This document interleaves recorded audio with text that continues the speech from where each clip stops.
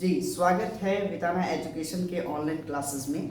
और जैसे कि हमने पिछली क्लास के वीडियो में पढ़ा था सिंधु घाटी सभ्यता के पार्ट 2, अब आज हम लोग समझेंगे सिंधु घाटी सभ्यता के पार्ट 3। इसमें प्रमुख बिंदु क्या है वो चीज़ों को थोड़ा सा विस्तार कर दे कि सिंधु घाटी सभ्यता की खोज यानी कौन कौन से स्थल कहाँ पर है, किस नदी के किनारे है, उसकी खोज किसके द्वारा की गई, कब की गई, और साथ ही उस स्थल से कौन कौन से अवशेष मिले हैं, उन चीज़ों की चर्चा हम लोग करेंगे जो कि प्रमुख होता है आपके किसी भी प्रतियोगी परीक्षा के लिए। तो चलिए शुरू करते हैं। इसमें आप देखेंगे कि सबसे पहले प्रमुख स्थल पहला खोज जो होता है हड़प्पा होती है। हड़प्पा की खुदाई होती है जो कि रावी नदी के तट पर स्थित है और यह दयाराम साहनी के नेतृत्व में होता है 1921 ईस्वी में। यहाँ पर आप देखेंगे कि प्रमुख बिंदु जो है यहाँ पर बर्तन पर बने हुए मछुआरों का चिन्ह प्राप्त हुआ है, यानी मृदभान जो थे, मिट्टी के जो बर्तन थे उस पर मछुआरों की चित्रकारी की हुई अवशेष मिले हैं। ठीक इसी तरीके से आप देखेंगे कि स्त्री के गर्भ से निकला हुआ पौधा, ऐसा माना जाता है कि ये जो स्त्री के गर्भ से एक पौधा निकला हुआ है और उसकी एक मिट्टी का जो है बनी हुई मूर्ति प्राप्त हुई है।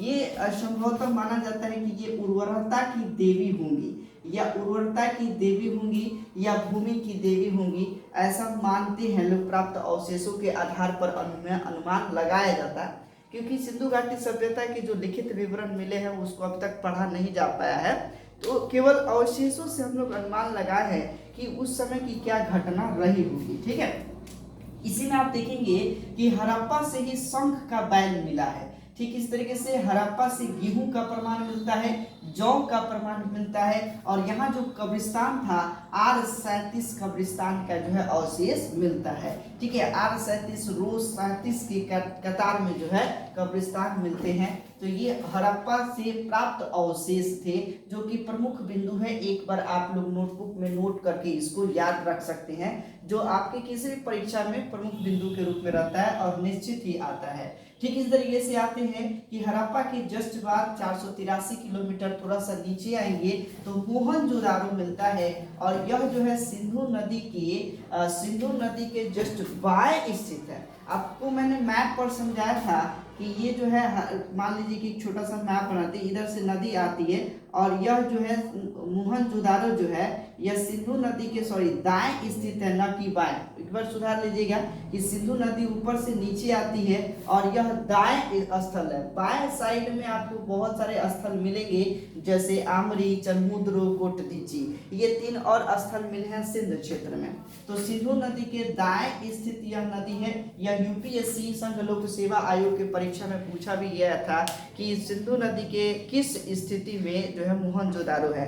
तो इससे आप अनुमान लगा सकते हैं कि यह बहुत इंपॉर्टेंट है। और इसकी जो खोज है राखाल दास बनर्जी के नेतृत्व में होता है सन 2022 में।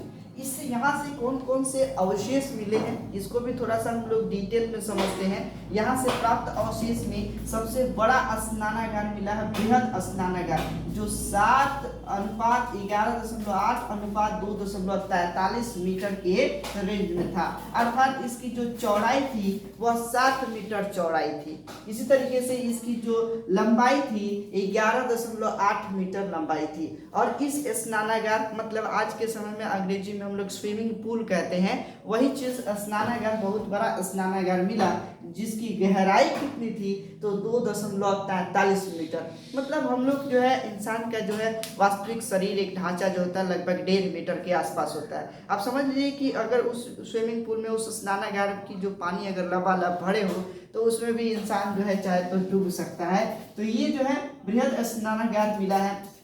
इसी तरीके से आप देखेंगे कि मोहनजोदारो से ही एक बहुत बड़ा अन्नागार मिला है। जैसे अभी के समय में हम लोग क्या रखते हैं, जैसे कोई अनाज वगैरह का स्टोर करना हो तो हम लोग कोल्ड स्टोर में रखते हैं, ज़्यादा अनाज हो तो कोल्ड स्टोर में रखते हैं ताकि अनाज खराब ना हो। उसी तरीके से एक बहुत बड़ा कोल्ड स्टोर यानी बहुत बड़ा अन्नागार मिला है जो 55 गुना 33 मीटर के रेंज में था, यानी 55 मीटर उसकी जो चौड़ाई और 33 मीटर जो है उसकी लंबाई थी। इस तरीके से यानी इस रेंज का ये कमरा मिला है जहां से प्राप्त होता है कि उसमें अन्न का भंडारण किया जाता होगा।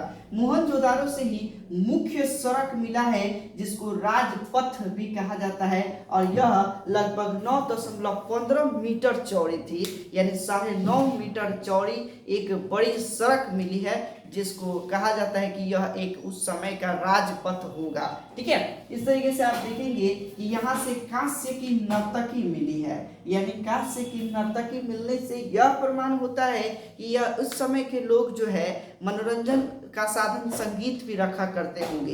क्योंकि नर्तकी का होने का मतलब क्या, नाचने वाली की मूर्ति बना है, इसका मतलब संगीत भी होगा तब कोई नाच रहा होगा, बिना संगीत का कैसे कोई नाचेगा। इसलिए उस समय का मनोरंजन का साधन संगीत भी होने का यहाँ से प्रमाण मिल रहा है।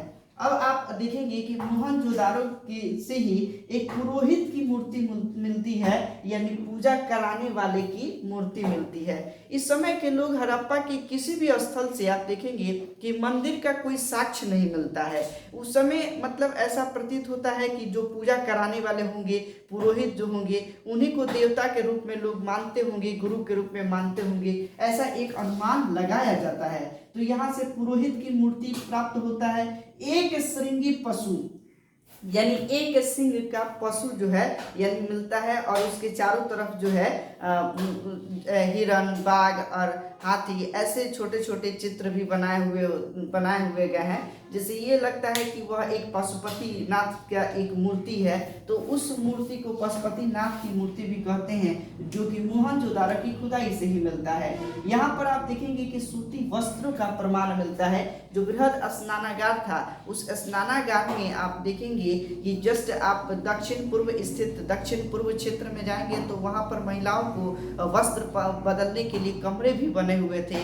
और ठीक इस तरीके से आप देखेंगे कि इधर आप देखेंगे कि उत्तर पश्चिम क्षेत्र में देखेंगे कि जो है पानी का निकालने के लिए जो है निकासी भी बना था, यानी जब पानी हमारे गंदे हो जा रहे होंगे तो निकालने का भी ऐसा अनुमान लगाया जाता है।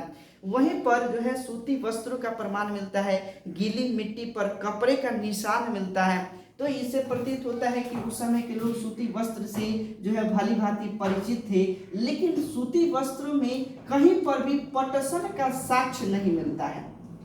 ठीक है, यानी सूती वस्त्र जो है ज्यादातर जैसे एक होता है पटसन की खेती करके और उससे सूती वस्त्र बनाया जा रहा हो, तो ऐसा कोई साक्ष्य नहीं मिलता है। तकली मिला हुआ है, तकली का साक्ष्य मिला हुआ है। तकली का मतलब होता है जो सूत की कटाई होती है, जो चरखा जिसको कहते हैं, उसका साक्ष्य मिला हुआ है। इसी मोहनजोदाड़ो से आप देखेंगे कि हाथी का एक बहुत बड़ा कपाल खंड मिला है, और गला हुआ तांबे का भी अवशेष मिलता है, यानी तांबे गला हुआ उसका अवशेष मिलता है। घोड़े का दांत का अवशेष मिलता है। ध्यान रखिए कि हड़प्पा सभ्यता में, सिंधु घाटी सभ्यता के लोग जो है घोड़े से परिचित नहीं थे, यानी घोड़े का जो साक्ष्य मिलता है वो अपने इस क्षेत्र का साक्ष्य नहीं मिलता है। ऐसा मान्यता है कि कहीं विदेशी लोग जो है, ईरानी लोग या अब मेसोपोटामिया के लोग जो है लोथल के माध्यम से बंदरगाह होते हुए आए होंगे मोहनजोदाड़ो में, वहाँ घोड़े के माध्यम से आए हों, और उसके बाद जो है वहीं पर उनका घोड़ा या तो बीमार पड़ गया हो, मर गया हो, तो उसका दांत का प्रमाण मिलता है। या उसी तरीके से आप देखेंगे कि घोड़े की हड्डी का प्रमाण जो मिलता है, इधर आप देखेंगे सुरकोटदा में घोड़े की हड्डी का प्रमाण मिलता है। मतलब घोड़े का सही मायने में घोड़े से जो है सिंधु घाटी के लोग जो है परिचित नहीं थे कहीं से। मतलब घोड़े का इस क्षेत्र के नस्लों का जो आज के समय में घोड़े हैं, उसका जो है कोई ऐसा साक्ष्य नहीं मिलता है। ठीक इस तरीके से आप देखेंगे कुम्हार के 6 भट्टों का प्रमाण मिलता है, यानी उस समय का जो है औद्योगिक का मुख्य कारण जो हुआ होंगे, ऐसे मानते हैं कि कुम्हार हुए होंगे। इस समय प्रजापति की भी पूजा होती थी। प्रजापति जो कुम्हारों के देवता है, मिट्टी के बर्तन वगैरह बनाने का सबसे ज्यादा जो है ऐसा प्रमाण होता है, अवशेष मिलता है कि यहाँ से 6 भट्टों का प्रमाण होना। ठीक इस तरीके से आप देखेंगे कि दूसरा जो सभ्यता, सिंधु घाटी सभ्यता के दूसरा स्थल जो प्रमुख है वह है लोथल, जो भोगवा नदी के किनारे स्थित है। और इसकी जो खोज जो है रंगनाथ राव के द्वारा किया गया 1957 में, और यह गुजरात के कच्छ क्षेत्र में स्थित है, भोगवा नदी के किनारे। ठीक है, 1957 में इसकी खोज होती है। यहाँ से प्राप्त जो अवशेष है, प्रमुख अवशेष यहाँ पर बंदरगाह माना जाता है, क्योंकि यहाँ पर भोगवा नदी के किनारे जो कच्छ क्षेत्र है और इसी पर नीचे आप देखेंगे अरब सागर से होते हुए यहाँ पर एक बंदरगाह मिलता है, और इस बंदरगाह से व्यापार होने का साक्ष्य मिलता है। और जब विदेशी आ रहे हैं तो ऐसा माना जाता है कि इसी बंदरगाह की वजह से इस सिंधु घाटी सभ्यता का पतन भी हुआ होगा, ऐसा एक अनुमान लगाया गया है। यहीं से आप देखेंगे कि फारस की मुद्रा भी मिलती है, यानी कि विदेशी लोगों का जो मुद्रा मुद्रा का प्रमाण इसी जगह से मिलता है, लोथल से ही। यहाँ पर चावल की प्रमाण मिलता है, चावल के प्रमाण, बाजरे का प्रमाण मिला हुआ है, हाथी का दांत का अवशेष मिलता है, 3 युगल समाधि मतलब 3 व्यक्तियों को एक साथ दफनाने की परंपरा जो है यहीं से प्राप्त होता है, युगल समाधि। घोड़े की एक लघु मृण मूर्ति मिलती है, मतलब सिंधु घाटी के सभ्यता के लोग जो है किसी विदेशी घोड़े को देखे होंगे और उस तरीके से एक मूर्ति बनाने का प्रयास किए होंगे, ऐसा एक अनुमान लगता है कि घोड़े की लघु मृण मूर्ति कहाँ से प्राप्त होती है, तो लोथल से ही प्राप्त होती है। लोथल में ही आप देखेंगे कि यहाँ से मुहरों का साक्ष्य मिलता है। अब मुहर में भी आप देखेंगे कि एक गोल मुहर होता है और एक स्क्वायर मुहर होता है। तो अपने यहाँ के लोग जो है भारत के यानी अपने इससे भारत के जो सिंधु घाटी सभ्यता के जो मुहरे है वह स्क्वायर या वर्गाकार आयताकार में मिले हुए हैं, और वही विदेशी जैसे मेसोपोटामिया की जो मुहरे आप देखेंगे वह गोलाकार में मुहरे प्राप्त हुई है। तो मुहरों का साक्ष्य जो है कहाँ से मिलता है, लोथल से ही मिलता है। ठीक इस तरीके से आप देखेंगे कि चनमुद्रो, यह भी बहुत इंपॉर्टेंट है, जो सिंधु नदी के किनारे स्थित है। चनमुद्रो में आप देखेंगे इसकी जो खोज किए हैं अर्नेस्ट मैके के द्वारा और एम मजुमदार के द्वारा किया जाता है 1931 ईस्वी में। यहाँ पर मनके बनाने की कारखाने का प्रमाण मिलता है। आप देखेंगे कि मोहनजोदारो, यहाँ मैंने एक मैप पर समझाया था आपको कि ये जो है यहाँ से सिंधु नदी की किनारे सिंधु नदी बहती है और इस क्षेत्र में मोहनजोदारो है। ठीक इधर आप देखेंगे कि आमरी है, कोटदिज्जी है, चनमुद्रो है। तो यहाँ से आप देखेंगे कि मोहनजोदारो और चनमुद्रो की जो है दूरी बहुत ज़्यादा नहीं होगी। जैसे आज के समय में बिहार के पटना और हाजीपुर में ज़्यादा का अंतर नहीं है। पटना आप देखेंगे कि एक नगर है और हाजीपुर में आप देखेंगे कि इंडस्ट्रियल एरिया है, वहाँ पे कई सारी फैक्ट्रियाँ भी लगी हुई है। ठीक इसी तरीके से एक बड़े नगर के रूप में मोहनजोदारो आता है और इसका इंडस्ट्रियल एरिया क्या रहा होगा, तो चनमुद्रो रहा होगा, क्योंकि यहाँ पर कई सारे कारखाने मिलते हैं जहाँ आप देखेंगे कि मनके बनाने की कारखाना। एक शब्द आया यहाँ पर मनका का मतलब आप समझते होंगे कि मनका दैट मीन्स आज के समय में जो मोतियों का जो माला होता है उस मोती के माला को क्या कहते हैं, मनका कहा जाता है। ठीक है, मोती का माला को मनका यानी मोती के माला बनाने की फैक्ट्री का प्रमाण यहाँ से मिलता है। यहीं से बच्चों के खिलौने का प्रमाण मिलता है और यहीं पर आप देखेंगे कि कुत्ते जो है बिल्लियों का पीछा करते हुए उसके पैरों के निशान के साक्ष्य मिलते हैं। यहीं पर लिपस्टिक मिलता है, वक्राकार ईंटें मिलती है और काजल पाउडर मिलता है। इससे यह लगता है कि स्त्रियों की प्रधानता अधिक रही होगी।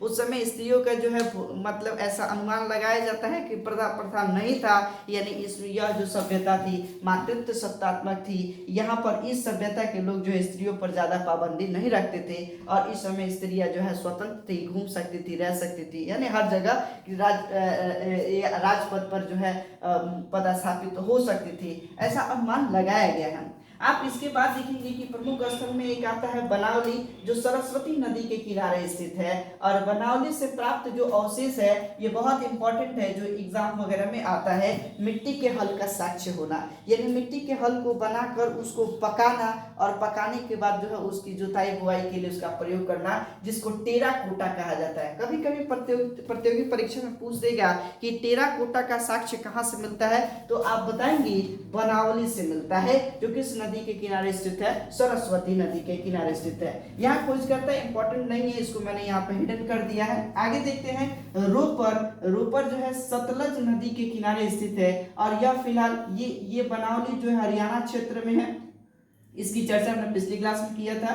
रोपर जो आप देखेंगे कि पंजाब क्षेत्र में है, भारत के पंजाब क्षेत्र में, और वर्तमान में भारत के रूपनगर जिले में स्थित है रोपर। तो रूपनगर जिले में स्थित आपका रोपर हो गया, सतलज नदी के किनारे। इसकी जो खोज करते हैं जगदत्त शर्मा करते हैं 1950 ईस्वी में। 1950 ईस्वी में आप देखेंगे कि जगदत्त शर्मा ने रोपर की खोज करते हैं। यहाँ से प्रमुख जो बिंदु है वह ध्यान में रखना है कि तांबे की टुकड़ी मिली हुई है, यानी तांबे के अवशेष मिले हैं। एक जगह और से तांबे के अवशेष मिलते हैं जो आपको बताया कि मोहनजोदाड़ो से तांबे का जो है गला हुआ तांबा मिलता है, कि गलाया हुआ तांबे का अवशेष मिलता है। लेकिन तांबे का प्लेट होना, तांबे का एक टुकड़ा होना, ये चीज जो है आपको मिलेगा रोपर से।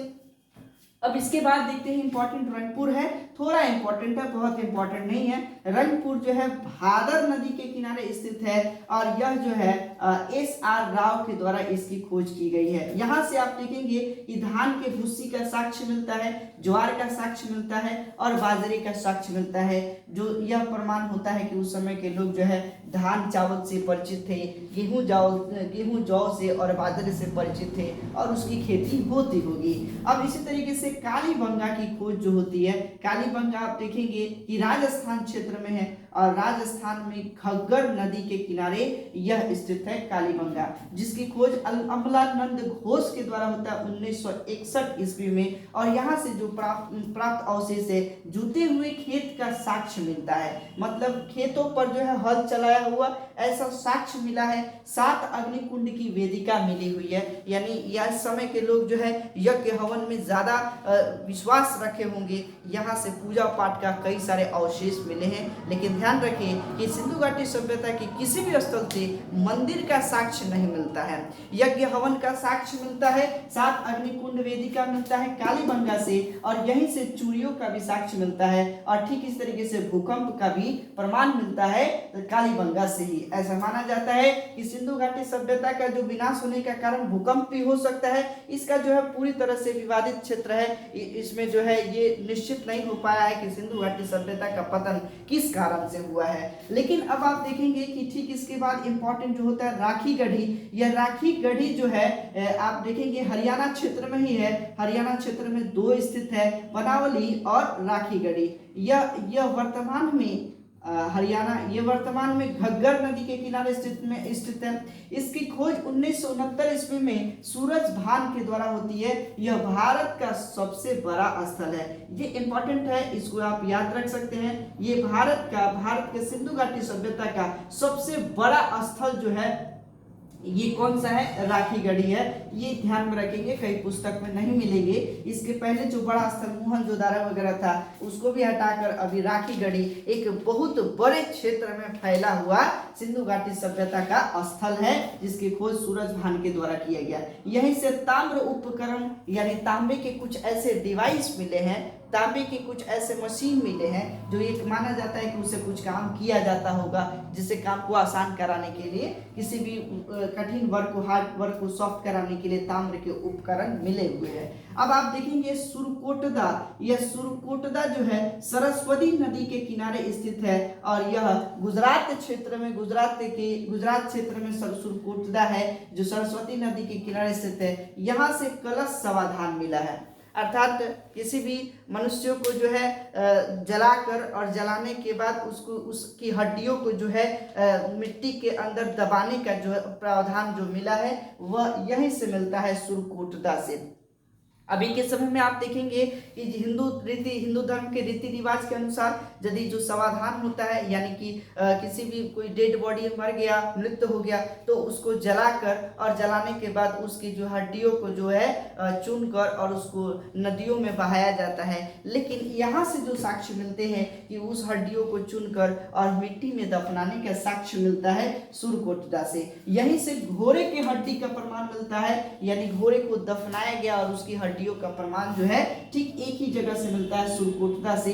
लेकिन यह नहीं होता है कि इस समय के लोग जो है घोड़े से परिचित होंगे। ठीक इस तरीके से तराजू का साक्ष्य मिलता है, तांबे की तराजू का साक्ष्य मिलता है, और इससे ये चीज है, इस समय के लोग जो है ये जो बाट का अवशेष करते थे 16 के भाग में अवशेष किया जाता था। जैसे अभी भी आप देखेंगे कि पुराने लोग बोलते हैं कि 16 आना, 12 आना, 4 आना, 8 आना, तो 16 के भाग में इसके जो है बाट का प्रयोग किया जाता था। और इस समय लोग जो है बेहतरीन तरीके से जो है ना माप तौल का प्रयोग करते थे। ठीक इसके बाद देखेंगे कि सिंधु घाटी सभ्यता के सबसे दक्षिणतम स्थल जो है दैमाबाद है, जो महाराष्ट्र क्षेत्र में स्थित है और महाराष्ट्र क्षेत्र के परवरा नदी के किनारे स्थित है। कभी कभी गोदावरी नदी कह देता है, दोनों अभी परवरा नदी खत्म हो गई है, सूख गई है और गोदावरी नदी ही इंपॉर्टेंट हो जाता है। तो दोनों आप ध्यान रख सकते हैं कि परवरा नदी के किनारे स्थित दैमाबाद है, जहां से सांड का, गेंडा का, प्याली का साक्ष्य मिलता है। सांड और गेंडे और प्याली, सांड गेंडे का साक्ष्य मिलता है। इस तरीके से इस समय के लोग जो है प्याली बनाने लगे, यानी मिट्टी का जो है बर्तन बनाकर उसको प्लेट वगैरह बनाना, इसकी जो है साक्ष्य मिलता है। यहीं से रथ चलाते हुए मनुष्य का एक मृतभांड मिलता है, यानी उस समय के लोग जो है, यानी जैसे राजा महाराजा कभी भी आए जाते होंगे, तो ऐसा अनुमान लगता है कि उस समय के राजा महाराजा रथों से ही जाते आते होंगे लोग। तो रथ चलाते हुए मनुष्य का प्रमाण यहीं से मिलता है, दैमाबाद से। ठीक इस तरीके से धौलावीरा जो है जेपी जोशी के द्वारा इसकी खोज की जाती है 1967 से 68 में। यह गुजरात क्षेत्र में स्थित है और यहाँ से बहुत बड़े जलाशय का प्रमाण मिलता है। विशाल जलाशय, एक विशाल स्नानागार, यानी स्नानागार जो मिलता है वो मिलता है मोहनजोदारो से, और बहुत बड़े जलाशय का यानी कि एक तालाब, बहुत बड़े तालाब, ये नहीं कहा जा सकता है कि उस समय लोग उसमें स्नान करते होंगे, लेकिन बहुत बड़े जलाशय का साक्ष्य यहाँ से मिलता है। यहीं से आप देखेंगे कि 10 चिन्हों वाला एक शिलालेख मिलता है, यानी शिलालेख आपको बताते चले कि आज के समय में भी आप देखते होंगे कि जब भी किसी रोड, सड़क या किसी भी आप स्टैचू वगैरह का जो ये होता है, इनॉग्रेशन होता है, तो वहाँ पर आप देखेंगे कि एक बहुत बड़ा प्लेट लगाया जाता है। जिस मंत्री के द्वारा इनॉग्रेशन होता है उस मंत्री का नाम और उसके डिटेल्स की कहाँ से कहाँ तक ये सड़कें जाएगी, तो वह एक शिलालेख हो गया, यानी पत्थर पर बने हुए लेख, और उसमें जो है 10 चिन्ह बना हुआ है। 10 चिन्हों का एक शिलालेख कहाँ से मिलता है? धौलावीरा से मिलता है।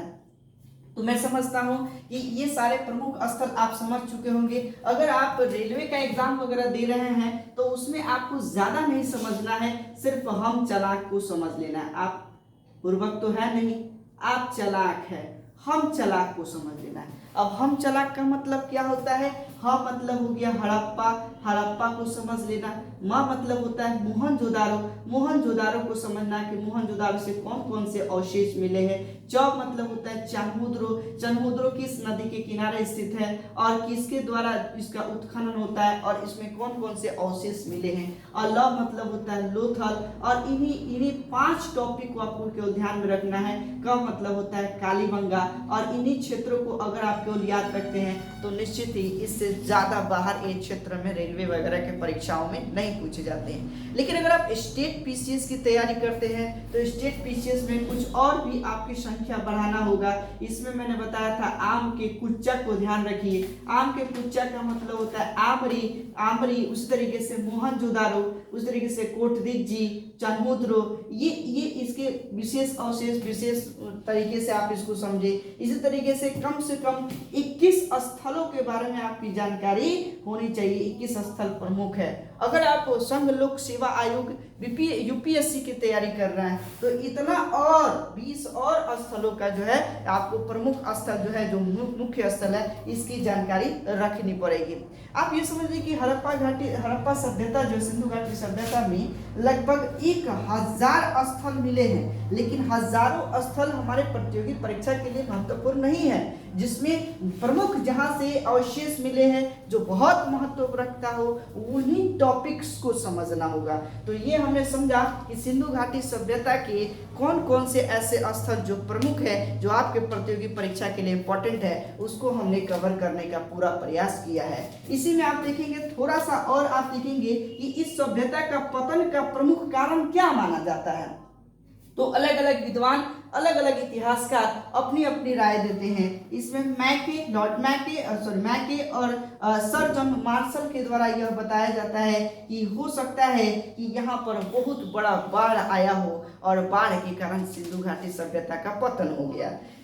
इसी तरीके से चाइल्ड एम व्हीलर के द्वारा ये बताया जाता है कि यहाँ पर विदेशियों का आक्रमण हुआ होगा, इसीलिए जो है यहाँ से जो है आप देखेंगे कि विदेशी आक्रमण होने के कारण भी जो है हो सकता है कि इस सभ्यता का पतन हुआ होगा। ये ऐसे अनुमान लगाते हैं क्योंकि मोहनजोदाड़ो से एक ऐसे स्थल है सिंधु घाटी सभ्यता के स्थल से कि स्त्रियों की बाल कबाड़ा हुआ, नोचा हुआ बाल जो है मिला है, और ऐसे प्रतीत होता है कि उसको लोगों ने मारा होगा, पीटा होगा, आक्रमण किया होगा, और इसकी वजह से भी ये अनुमान लगाते हैं कि हो सकता है कि कोई विदेशी आक्रमण किया होगा और इस सभ्यता का पतन भी हो गया। ठीक इस तरीके से यह भी आप आगे थोड़ा सा समझेंगे, जब वैदिक सभ्यता शुरू होगा तो उस समय आर्य जो ये बताया जाता है कि एशिया के माइनर प्रांत से आते हैं भारत में, और भारत में आने के बाद यहाँ पर भी कई जगहों पे युद्ध करते हैं, दशराज्य का युद्ध का प्रमाण आपको मिलेगा। तो ये भी माना जाता है कि विदेशी लोग यहाँ पर आए होंगे, आक्रमण किए होंगे,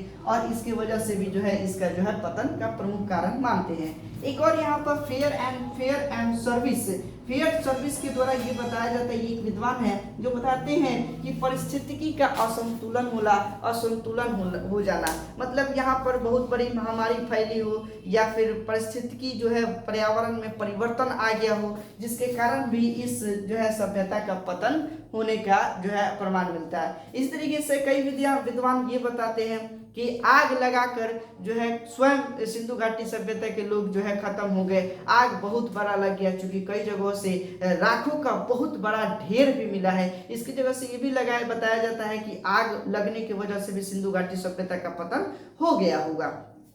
अलग अलग विद्वान अलग अलग तरीके की अपनी अपनी राय देते हैं, लेकिन प्रमुख विद्वानों की राय कभी कभी परीक्षाओं में पूछ देता है, कह देता है कि चाइल्ड एवं व्हीलर के अनुमान के आधार पर सिंधु घाटी सभ्यता का पतन का क्या कारण रहा होगा। तो आपको बताना होगा विदेशी आक्रमण। देखिए प्रश्न जो है थोड़े बहुत विद्वानों के बारे में आपको जानकारी रखनी पड़ेगी। मैके जॉन मार्शल के द्वारा क्या अनुमान लगाया गया कि सिंधु घाटी सभ्यता का पतन हुआ है, तो आप बताएंगे कि बाढ़ का अनुमान लगाया गया है। ठीक इस तरीके से फेयर सर्विस के द्वारा क्या अनुमान लगाया गया कि सिंधु घाटी सभ्यता का जो है पतन हो गया, तो आप बताएंगे परिस्थितिकी असंतुलन के कारण। तो चलिए यदि सिंधु घाटी सभ्यता के कुछ प्रमुख बिंदुओं के साथ इस टॉपिक को हम विराम देते हैं, फिर कभी किसी रोज हम सिंधु घाटी सभ्यता को समझेंगे। अब अगले चैप्टर में हम लोग समझेंगे वैदिक सभ्यता। Thank you, thanks a lot, बने रहिए।